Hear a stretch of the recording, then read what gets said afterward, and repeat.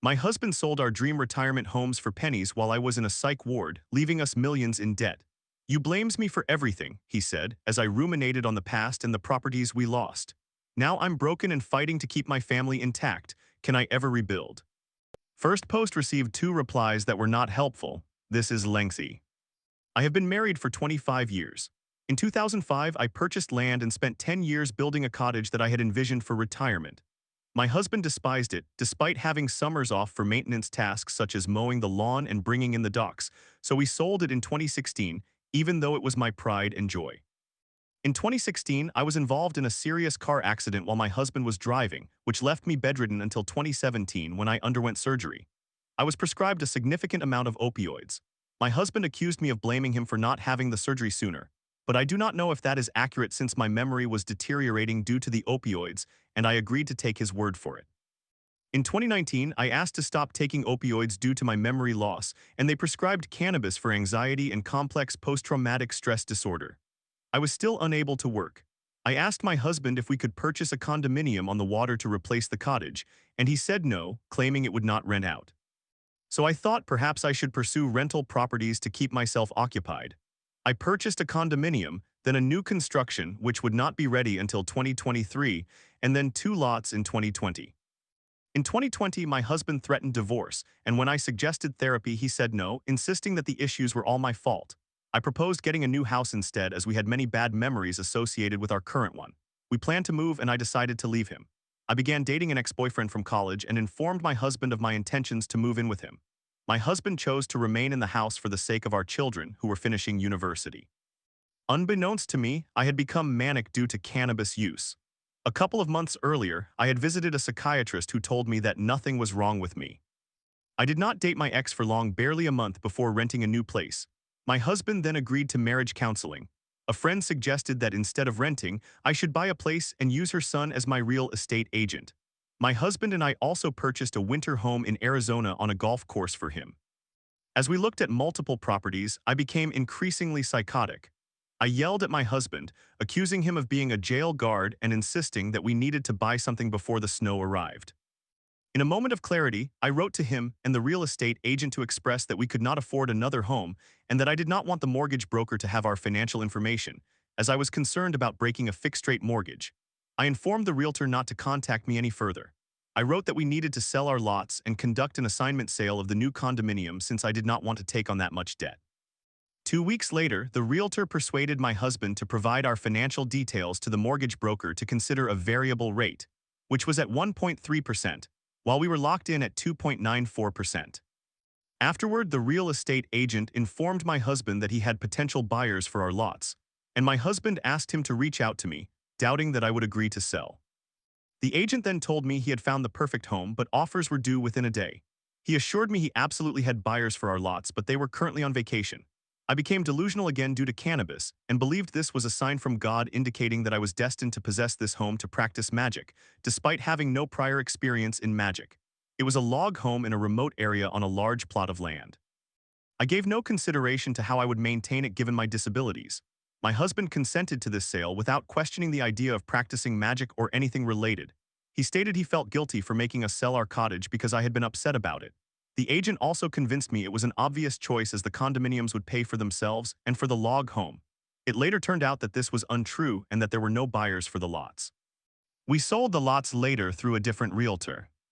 I moved into the log home in 2022 and found myself becoming increasingly psychotic. I was abusing cannabis, tearing thermostats off walls due to my belief that my house would explode.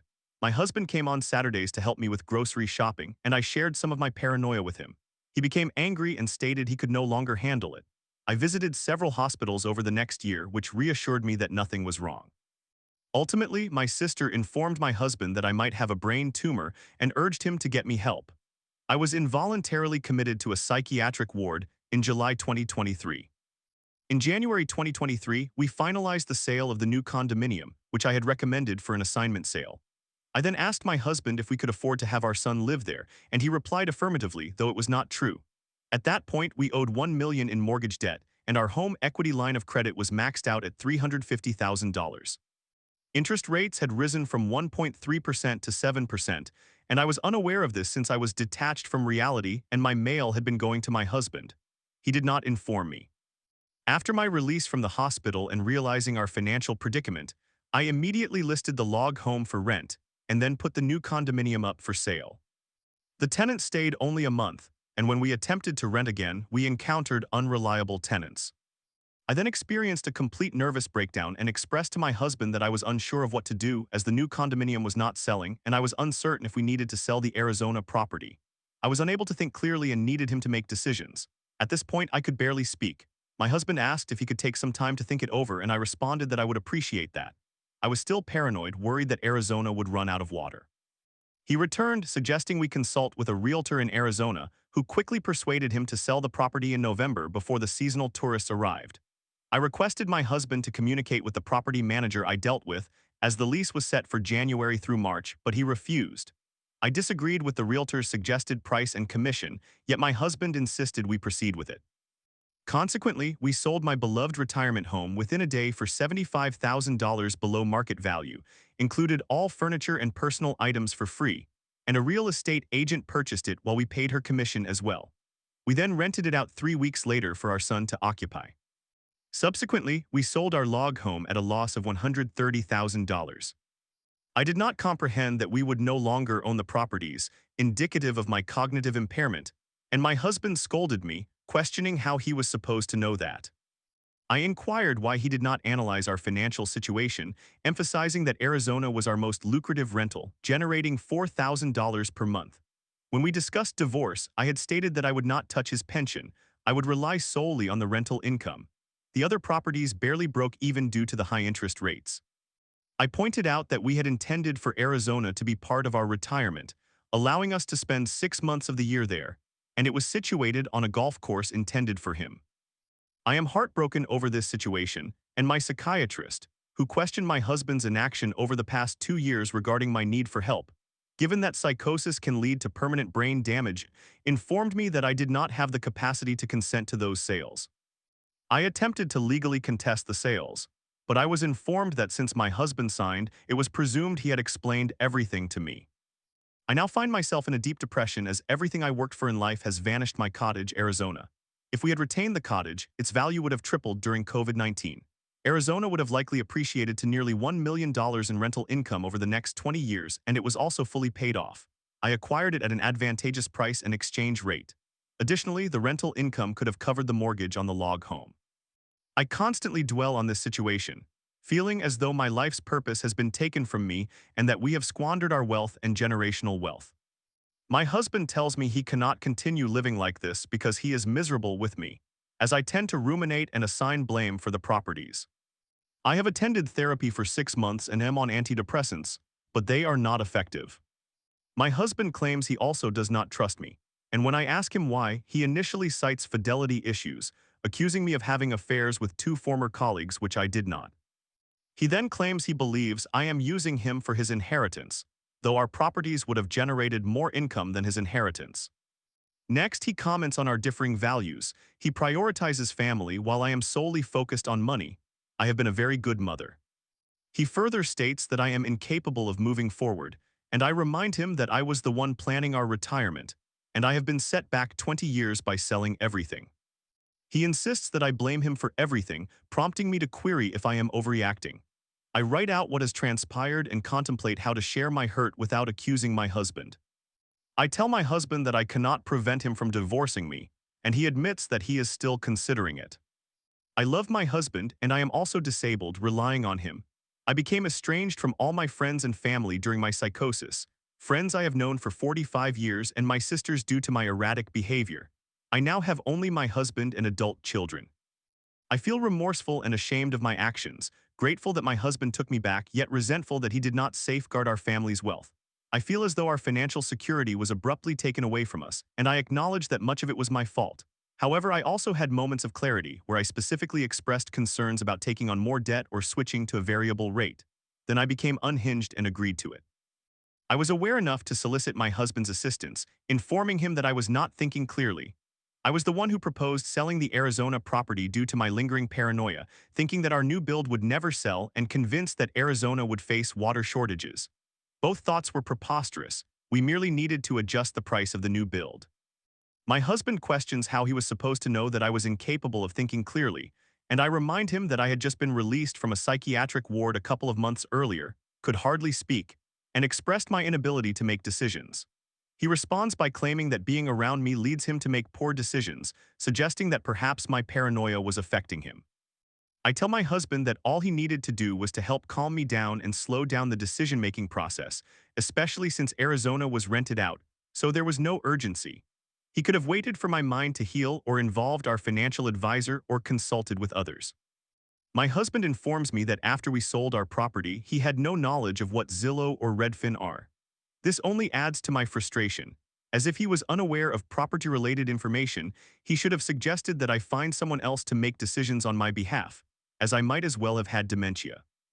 I am utterly devastated and broken. I wake up each day feeling ill and can barely accomplish anything. I have lost my life's work and wealth, and I do not want to lose my husband as well, but I understand that he deserves to be happy. I just cannot seem to move past everything that has occurred. Does anyone have any sound advice on what I should do? Thank you for taking the time to read this. Story 2. Ignored and bullied by my so-called friends for months after a fight over my honor. They laughed while planning my exclusion in a private group chat named after me. Now I'm stuck pretending to fit in for just 2 more months. How can I survive this? My title is somewhat simplified. However, I am going to inform you that this is a lengthy read because it contains a great deal of detail. To provide context, I am a senior in high school, and my friends have completely ignored or severed ties with me for the past 6 months or so. I do not particularly care about them as individuals since I only have approximately 2 months left with them graduation, but I want to avoid making the same mistakes in the future. Throughout high school, I have had the same group of friends for nearly the entire time. Unlike most of them, however, I maintain a large circle of friends outside of this group. This detail may be relevant later. We also have a separate group of girls with whom we socialize on weekends, but we essentially do not interact with them beyond that. I have been genuinely good friends with these individuals for about 3 years. I invited a couple of them into our group and have taken a few of them on trips. However, I tend to sidestep conflicts and arguments by laughing them off, which may not be the best approach. To begin, toward the end of last year, my friends and I hosted a small party or gathering.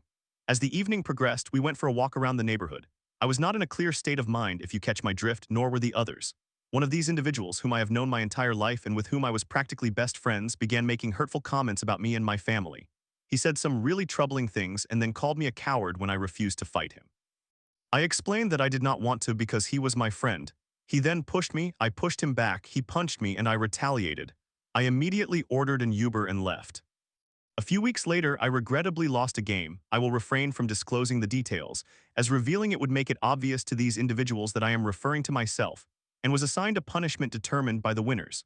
They assigned something that would reflect very poorly on me and potentially jeopardize my acceptance to college. I declined and requested a less severe option, preferably one that would not affect my future. They told me to stop being a coward and insisted that I complete the punishment. Additionally, they decided I would not be allowed to attend any hangouts or parties until I fulfilled my punishment. I initially assumed they were joking. However, I was not invited anywhere for 3 months. Whenever I reached out online, I was either left on read, ignored, or responded to with hostility, being told that I still needed to complete my impossible punishment. They would not even speak to me at school without bringing it up, and I began to notice that they avoided interacting with me in person as well. I was genuinely distressed by this situation. Although I have other friends, no one truly does anything outside of school. It is primarily this group, so I feel somewhat trapped with them. At one point, I struggled to sleep, consumed by worry about whether this situation would resolve, and more importantly, about being completely ignored by individuals whom I had considered my best friends just a few months prior. On several occasions, I discovered a gathering or party, asked to attend, and was told that I could not go. 2 of the girls in this group felt sympathetic and attempted to have me included, but the guys would not relent, even claiming, "We figured you wouldn't want him here." Eventually, I received an invitation to a party hosted by one of these girls, and following that event, things appeared to improve. I started receiving invitations again, even if I had to learn about plans by listening to these guys discuss them or by reaching out after the hangout had already begun. At one of these parties, my friend opened his phone and I noticed a group chat notification titled with my name. Everyone was included in it, both guys and girls. I was deeply saddened. I did not reveal that I was aware of this, but over the following week, I observed that people were actively messaging in it. We previously had a group chat with the same individuals, but it had been inactive since I stopped receiving invitations. In the past couple of weeks since discovering this, I have picked up on a few things. They are all planning events in this group chat, which is why I never hear about anything, and frustratingly, the background photo for this group chat features a photograph of my face taken at an awkward moment when I was caught blinking and turning my head. In summary, it is unflattering. Just yesterday, we all gathered again, and I saw that the photo had been changed to one of me passed out on a couch. Returning to the narrative, things were as smooth as they could be until a couple of weeks ago. I went to our usual hangout spot, a close friend's house, who is part of this group and is probably the only one who has not treated me poorly, and we just had a good time. Around midnight, we were all somewhat inebriated and sitting on the couch when one of these guys stood up in front of us and began yelling at me. The guy who punched me earlier also joined in. He made remarks such as, "Why do you hang out with us? We all hate you. And why do you keep coming back when you just get bullied?" He continued to claim that I had been excluded in other comments, but I do not recall the rest of it. He ultimately slapped me and said some additional hurtful things. I took an Uber home, documented what I remembered from that night so I would not forget, and went to bed, but not before messaging him to ask why he treated me poorly that night. I wanted to give him an opportunity to apologize, but I woke up to a message stating, "I do not remember what happened, but what I said was the truth." This individual was my best friend for about 3 years. We got along wonderfully and had hardly ever experienced any issues until now. One of the other guys filmed this entire incident and sent it to the group chat. One of the girls responded with laughter, asking, "What did I do to make him angry?" As if I had instigated this whole situation and it was a regular occurrence. I know this because the guy next to me was on his phone and I saw the messages in the group chat. Regarding his accusation, I do not believe I am bullied by these individuals. While I have experienced exclusion in the past, I now mostly attend everything, even if I do not participate in planning. In person, we generally get along well. Things have felt somewhat awkward over the past few months from my perspective, but I try to overlook it. There have been instances where I show up and one of the girls will say something like, "Oh, my name, you came too." Or, "Oh, I didn't know you were coming." We do not argue or have any issues until someone consumes too much alcohol. They always seem pleased to see me when I arrive at gatherings. At school, we greet each other in the hallways. I stopped sitting with them at lunch back in January. As the school year draws to a close and my friendships with all of them conclude, I decided to inquire about the group chat and its purpose. I asked a good friend of mine, one I have known my entire life who has not participated in any of this but has been passively involved, what the group chat was about. I trust him, and he is one of the 2 people in this entire group with whom I intend to stay in contact after high school. He stated that he was unaware of the group chat and that it does not exist, that they would not do that to me, and insisted that I was overthinking the situation. I asked another individual and he also claimed ignorance of it, asserting that it does not exist and that there is no reason for it. 2 other people echoed this sentiment. I know these individuals are all in on this. I simply want to understand why I am excluded and what is discussed in that chat. That last part occurred last night. I am seeking advice on how to endure this situation. I have not wronged anyone in this group. I drive them when they are unable to drive, I communicate with them at school, and I used to check in on them. Currently, I despise this situation. It feels odd to know they have a group chat without me, especially one that includes my name in the title. Do they feel remorse? They must be aware that I have discovered this by now. I feel as though these individuals do not take me seriously, and it makes me extremely bitter. I have about 2 months left with these people. I would appreciate advice on how to navigate these final months. It feels strange being around those who engage in activities without me. I have to essentially pretend to be friends with these individuals, which I find unbearable. However, outside of this group, absolutely nothing occurs. No one does anything. I am somewhat of an extrovert, so I need to be around people. It is manageable in person, as I mentioned, but I just feel uncomfortable. If I attempt to resolve issues by asking individuals about how to address my perceived problems with the group or what I did to cause them, they simply shut me down or claim they are unsure of any issues. Since someone is going to suggest that I stop associating with these individuals, I genuinely cannot. Some of my best friends are in this group, so leaving is not an option. I have also invested 4 years into these friendships. Furthermore, no one outside of this group organizes activities, leaving me at home. Recently, this situation has significantly impacted my self-esteem. I am beginning to doubt myself, excessively analyzing anything I do in social settings to determine if I am acting strangely, and worrying about my future in college, if this whole occurrence will happen again. I genuinely need advice on how to survive the next few months. How do I maintain a cordial relationship with this group? How do I ignore their apparent issues with me? I have not done anything to these individuals, and when I inquire about the situation, they dismiss it as if they are unaware of any problems. I apologize for venting. I truly need assistance with this matter. Thank you for taking the time to read all of this. Summary: friends have been treating me poorly for the past 5 months, and I am unsure how to proceed and mend our relationships. Story 3. Ignored by friends for months, I found out they were laughing at me in a group chat named after my face. Why do you keep coming back when we all hate you? How am I supposed to survive these last 2 months before graduation? My title is somewhat simplified. However, I am going to let you know that this is a lengthy read as there is a lot of detail. For context, I am a senior in high school, and my friends have completely ignored or severed ties with me for the past 6 months or so. I do not particularly care about them as individuals, considering I only have about 2 months left with them before graduation. However, I want to avoid making the same mistakes in the future. I have been genuine friends with this group for approximately 3 years. I invited a couple of them into the group and have taken a few of them on trips. Nevertheless, I tend to evade conflict or arguments by laughing them off, which may not reflect well on me. To begin, around the end of last year, my friends and I had a small party or get-together. Towards the end, we went for a walk around the neighborhood. I was not in my right mind, if you understand what I mean, nor were the others. One guy with whom I had been friends my entire life and was practically my best friend started making derogatory comments about me and my family. He said some extremely hurtful things and then called me a coward when I refused to fight him. I explained that I did not want to because he was my friend. He pushed me, I pushed him back, he punched me, and then I retaliated by punching him. I immediately called an Uber and left. A few weeks later, I unfortunately lost a game. I will not specify which game, as it would be obvious I was referring to myself, and had to complete a punishment that the winners decided. They assigned me something that would reflect very poorly on me and could potentially jeopardize my chances of attending college. I declined and asked for something less severe, preferably something that would not impact my future. They told me to stop being a coward and insisted that I fulfill the punishment. They also determined that I would not be permitted to attend any hangouts or parties until I completed it. I assumed they were joking, but I was not invited anywhere for 3 months. Whenever I reached out online, I would be left on read, ignored, or met with hostility and told that I needed to complete my impossible punishment. They would not even speak to me in person at school without bringing it up, and I noticed that they would not address me in person either. This was particularly upsetting for me. Even though I have other friends, none of them engage in activities outside of school. Only this group does anything, so I feel somewhat trapped. At one point, I could hardly sleep because I was worried about this situation, whether it would resolve itself, and more importantly, being completely ignored by people I had considered my best friends just a couple of months earlier. On several occasions, I discovered that they were having get-togethers or parties. When I asked to join, I was told that I could not come.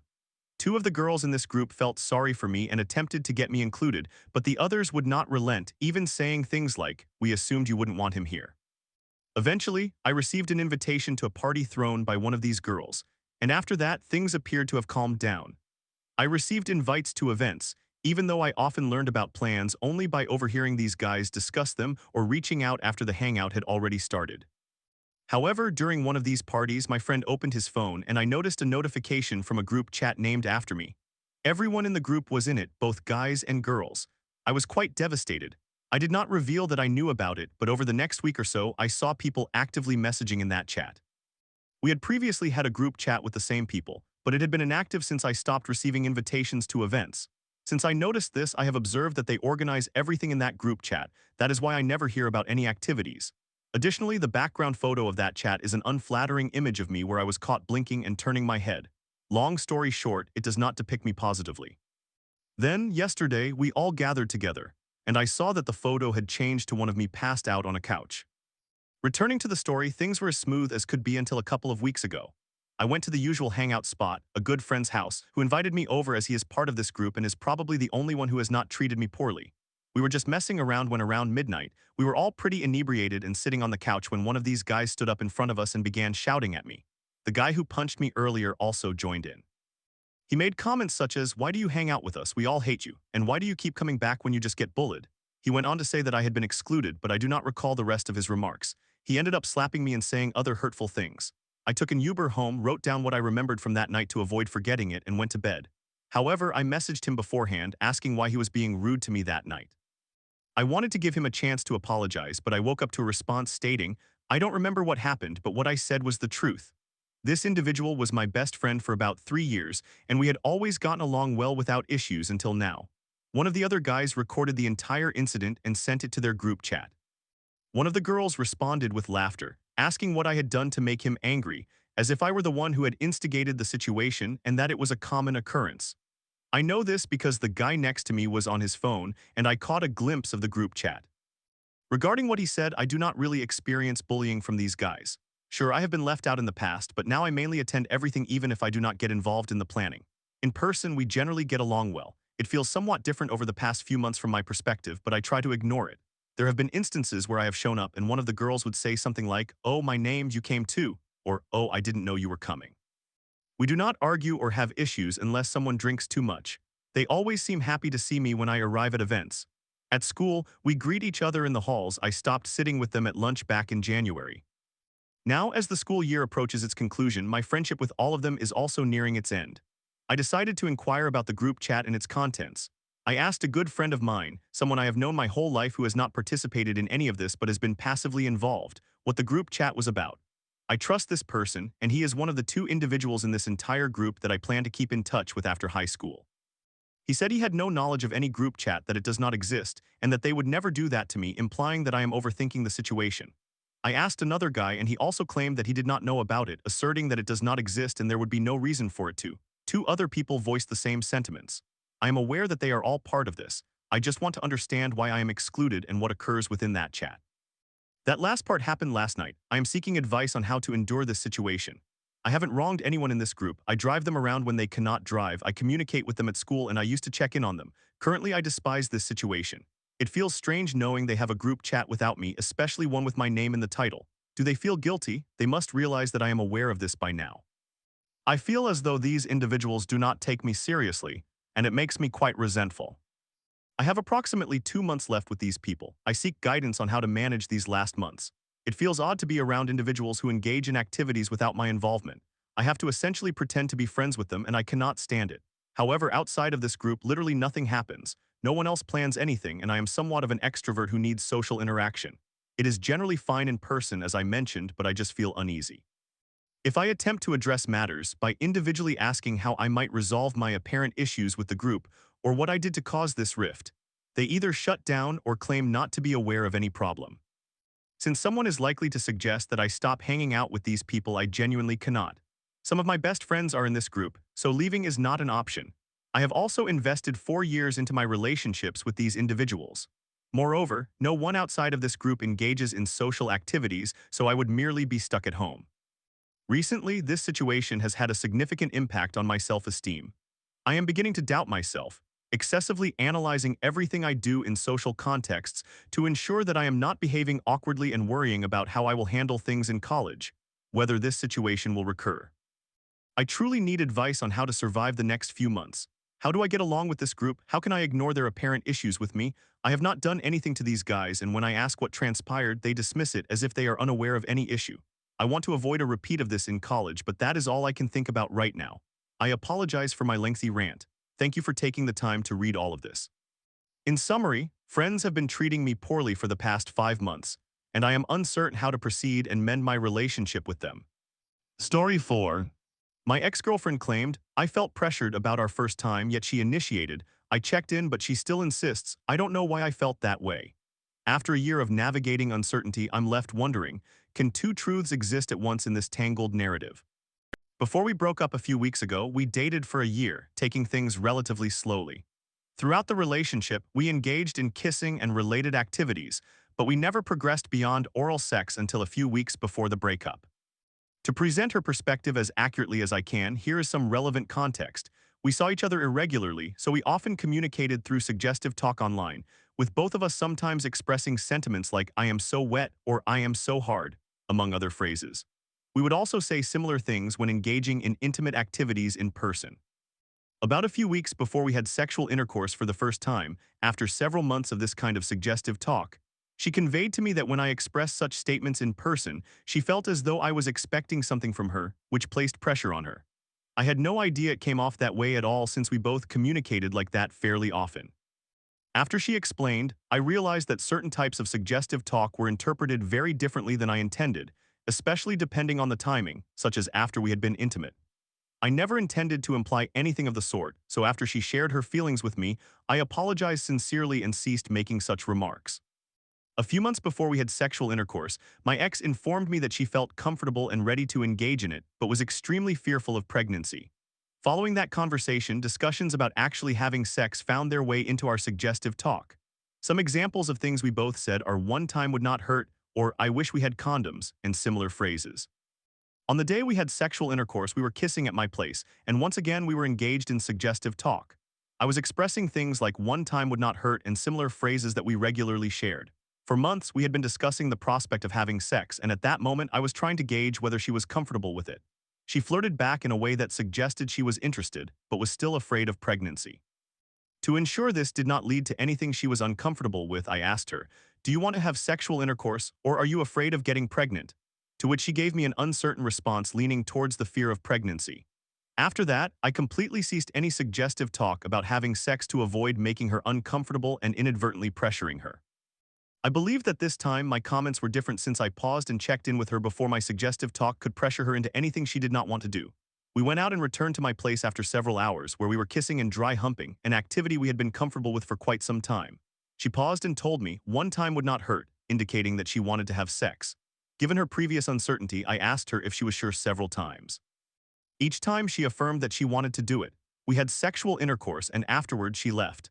I asked her if she regretted it and she told me she did not and that she wanted to do it again. I had regrets for unrelated reasons, a completely different story, and she reassured me that it was okay and that I should not regret it. Following that experience, we made plans to have sex several times, but all of them fell through for various reasons, such as unexpected company or condom sizing issues. You might argue that she was consenting without genuine interest, but each time she appeared extremely enthusiastic about it. What I am conveying is that all signs indicated she was comfortable with it. She initiated it, maintained her interest when I asked if she was sure multiple times, did not change her mind after I followed up later, and we both made plans to have sexual intercourse on multiple occasions afterward, with her displaying enthusiasm throughout. After we broke up, my ex informed me that she realized there were some issues in our relationship that she had not resolved, mentioning that she often felt pressured during our time together. I apologized sincerely and asked her to elaborate.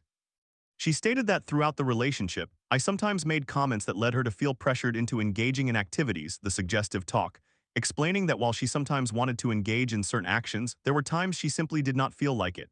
She had already discussed this with me earlier in our relationship, so I was not surprised by her remarks. Here is the crucial part. She told me she felt pressured into having sex with me. I struggled to understand how, considering everything I have outlined above. She mentioned that comments like "one time would not hurt" made her feel pressured. I do not understand how, since I asked her repeatedly until I was sure she was comfortable. She also conveyed the impression that if she said no, I would become upset, but did she not initiate it? I want to clarify that I have never, under any circumstances, reacted negatively when she expressed a lack of desire. I cannot emphasize this enough. I have reassured her of this multiple times during our relationship. Whenever she indicated she did not wish to engage in something, I would respond with phrases like "that is okay," in an upbeat tone, and we would engage in another activity. I attributed this to a previous issue we had, where she believed I was upset with her over trivial matters, such as not holding my arm while walking. But in reality, I did not think about it at all. I genuinely have no idea what I may have done that could have been interpreted as being upset, and she could not provide me with any specifics apart from saying I seemed angry. Overall, I did not comprehend what I had done to make her feel pressured to engage in sexual intercourse. After she told me that something I was doing felt pressuring before we had sex, I completely ceased those behaviors. Then, while we were engaged in suggestive talk, I was careful to ensure my remarks about sex did not create pressure for her to engage in activities she was uncomfortable with. Later, when she initiated sex, I checked in with her multiple times. After she left, I followed up again. I genuinely feel as though I did everything within my power. I deeply regret any remarks I made that may have pressured her in the past, but I genuinely had no idea I was perceived that way, and I ceased as soon as she communicated her feelings. It feels as though she is retroactively altering the narrative now that we have ended our relationship. I even asked her if she would have regretted having sex with me if we were still together, and she replied, "No, but I would not do it again," which is fair. A few weeks after she shared this with me, I reached out with the intention of reconciling our viewpoints. I did not deny her feelings whatsoever, but I merely wanted to understand her perspective. I texted her, expressing that I feel I did everything possible to make her comfortable, primarily explaining my viewpoint, and why I struggled to comprehend hers. She responded with comments such as, "You did not pressure me, but some of the things you said made me feel pressured. What does this mean?" I do not remember much. All I recall is feeling pressured, but I consented. It is over now. I cannot articulate how I felt pressured, I just did. I do not know what you want me to say. I felt pressured. I am sorry. When I asked about how she felt pressured, if she was the one who initiated. I do not recall. I do not know. Throughout our conversation, she kept expressing, I am sorry I felt that way, despite my reassurances that she had nothing to apologize for and that I merely wanted to understand her. Overall, it was not a very productive discussion. She has always had difficulties with communication and memory, so I am not certain what I was expecting. I have spoken to a few others and received insights suggesting that I did not pressure her, yet she felt pressured. I simply do not understand how those two perspectives can coexist, especially since she specifically stated that my words made her feel pressured. I get the impression that either I did pressure her and do not realize it, or that she is retroactively changing her account after our breakup. Now I turn to you all, how can her perspective and mine coexist? Summary, during our relationship, I often accidentally pressured my ex with certain types of suggestive talk. She was generally comfortable with the activities we participated in, but there were times she did not feel like it.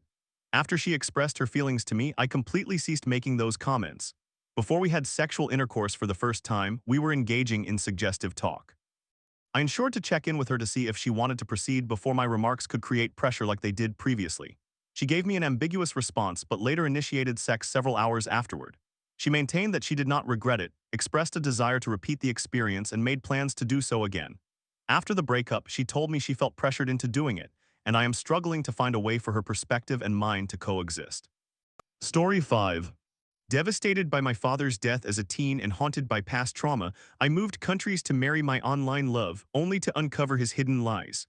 You're not strong enough, I tell myself, spiraling into darkness while he struggles to mend my broken heart. Will I ever heal? I need to write, and I will share it with you, stranger.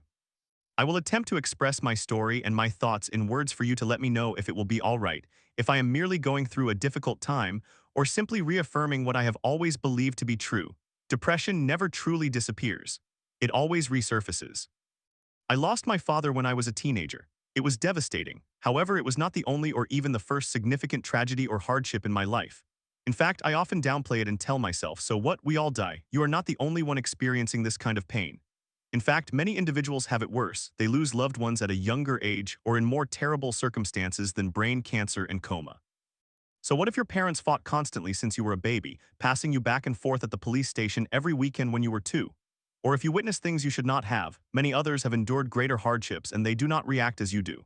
So what if your desires were never fulfilled but instead met with slaps, kicks, hits, and sharp objects held against you? He was just dealing with the side effects of medications, surgery, and radiation. He was never truly that evil, was he? Even if he were, there are worse fathers out there. Yet their children remain strong. You should aspire to be like them. Stop behaving like a failure. Stop sounding like a victim. What you experienced is nothing. I fell in love online actually through Reddit. We met in person after about 2 years of chatting and having hours-long phone calls. A year and a half ago, I relocated from my country to close the distance and marry the love of my life. I always had suspicions, doubts, negative thoughts, and fears, but I labeled myself as insecure because that is the term people used online to describe individuals like me. And I felt insecure about my appearance, my body, my skin, my voice, me. Thus, I believed them. I thought I was simply too sensitive because, well, I viewed myself as a flawed person. Until most of my fears and worse turned out to be true. That was more than a year ago, and I am still haunted by what he did to me, how he deceived me, what he withheld from me, and more. Will the pain ever fade away? I still married him for so many reasons that I cannot even enumerate them all. Yes, he concealed things until I uncovered the truth and found all the hidden details. Yes, he lied occasionally, perhaps. He shattered my heart. However, after our in-person meeting, actually even before that, he ceased those behaviors. He maintained the secrets, yes, but after a certain point, he had made up his mind. I respected that. After several of those long, sleepless nights with him, after nearly a month of being sleepless alone, contemplating how to tell him that I knew everything, I stayed. Because I love him. And he loves me. He feels ashamed and sorry for all that he did. I fight every day to forget, to forgive, to heal. To be fair, he is doing everything within his power to assist me. At this point, it is actually me causing him pain with my foolish jokes, the coping kind that I direct at him, my passive aggressiveness, and my rage when we discuss our relationship. I scream, I cry, I use names I never intended to call the man I love because I am still hurting. And in today's world, it feels incredibly lonely. Nobody comprehends, let alone cares. I am just an insecure and narrow-minded girl. Since moving here, I feel more isolated than ever. He sacrificed his friendships to spend all his time with me because he noticed that I did not trust him with his friends. It devastated me to be alone in a house in a foreign country after realizing that the person for whom I left everything was not precisely who I thought he was. However, he sacrificed this and more to make me happy again, to regain my trust, to heal my broken heart. I appreciate him. We are going to celebrate our wedding this summer. The year 2025 began roughly for us. In January, I lost my job position that had gifted me with confidence and financial independence. I cherished that feeling of empowerment, but I lost it. My mother, who lived with us, relocated to a refugee camp because she needed to be independent. I understood after 8 months of living together. She left on a Saturday. On Monday, she informed me that she would be hospitalized in a psychiatric facility. Before she departed, she told me that when she mentioned wanting to live in the camp or return to our country, she did not intend to go there to live. So what was the opposite of the word living, again? She was released after 23 weeks, and a month later she told us she had been diagnosed with breast cancer. I am exhausted. Please, God, please tell me it will be all right. I cannot lose her. I feel isolated. Every time we gather with my husband's family after 34 hours, I start to feel increasingly miserable. Do not misunderstand me, they are wonderful, especially his parents. They are amazing, yet perhaps that is what stings. When my father-in-law gifted his daughter, my sister-in-law, the latest iPhone, I recalled how my dad destroyed mine, smashed it against the wall behind me, picked it up, and shattered it again and again until I had no phone left. The phone I purchased with the money I saved by not eating at school. I deprived myself of school meals for another year to save for a new one because my father refused to buy me another, claiming it was my fault he had to break it. On the same day, he bought himself a phone that cost 6 times more. Yesterday, it struck me that my father will never see me pregnant, never play with my children, never be at my wedding because he is deceased. I realized this while gazing at my father-in-law, whom I cherish like my own father, but who will never see me as his own daughter. We cannot even communicate effectively. I still do not speak the language fluently. I cried for hours when we returned home. My husband lifted me from the couch and took me to bed. I calmed down somewhat, but another thought emerged and I cried even harder. It became difficult to breathe, or perhaps I was resisting the act of breathing. He panicked and asked if he should call an ambulance. I shook my head to indicate no. He asked what was wrong. I merely shook my head again. I could not articulate my feelings. Have you ever experienced sleep paralysis? That is what it felt like, helplessness. When I finally could speak, I said, I am tired. Then he stated he would never visit his parents again, which, as you can imagine, made me cry even more. Why? Because I love his family. Things happen that cause pain directly or indirectly, intentionally or not, but they are all good people. I was mourning what he said and his brilliant yet misguided solution to my pain. When he inquired, why do you only see the negatives? You should also acknowledge the positives, my heart shattered. It is such a generic thing to hear when you are depressed, right? But it hurt deeply. After a few minutes of shock, I left the bed, his words echoing in my mind. I told him I would sleep on the couch because I did not want to disturb him with my tears. He had to wake up at 5 a.m. for work after all. I cried while reflecting on my life and trying to recall the good times. There were not many. Even the joyful moments had bitterness attached to them. My golden age was my husband. He was my hope, my cure, until I discovered truths about him. And thus, even that was not perfect, though I believed it was for quite some time. I am exhausted, strangers.